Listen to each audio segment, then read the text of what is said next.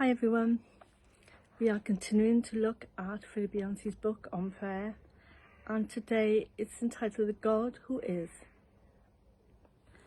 The way we approach God often depends on our personal history and our experiences in life. Our experiences of church, books, films, sermons, comments from believers as well as unbelievers. And sometimes they can linger at the back of our minds.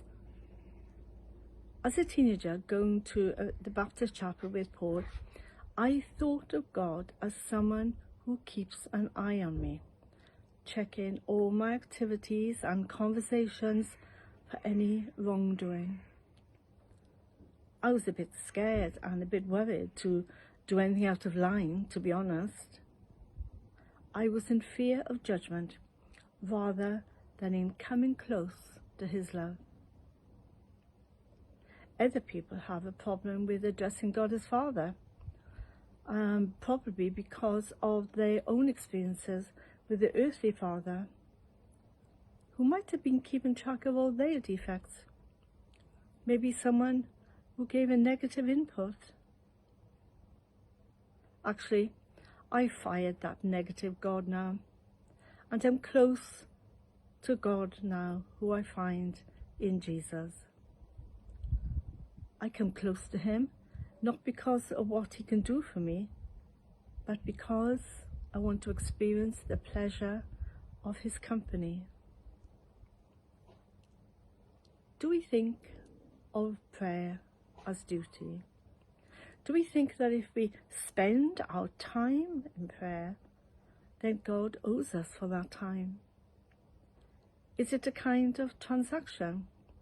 I've given God something, so maybe it's God's turn to reciprocate. Do we see God as distant and unapproachable, up in heaven somewhere?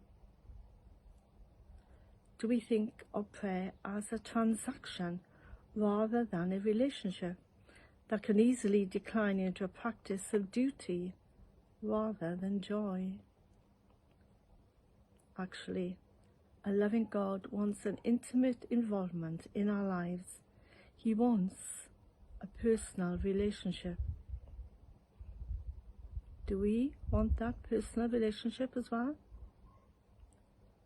A loving relationship is not all about what they can do for us, but enjoying each other's company. Is that hard to experience or understand? And the way we speak to God depends upon who God is for us. Is he a super cop? A God to be feared more than loved? Is he up there keeping track of all our defects? Is he someone that we have to appease? Someone that controls fate? Or is he someone that we can communicate with directly? Someone who not just loves us, but challenges us. Someone who listens to our doubts and our questions.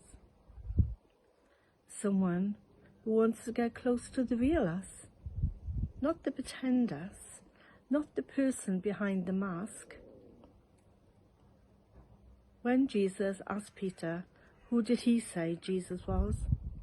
Peter replied, "You are the Christ, the Son of the living God." Even though he didn't get everything right, just like us, Peter knew who Jesus was. So who is God for you? This is a quote from a lady called Nancy Mears. Who one believes God to be is most accurately revealed not in any credo or belief system, but in the way one speaks to God when no one else is listening. So I hope you have a good day. I hope you enjoy the week, and I hope to see you again next week. Bye for now.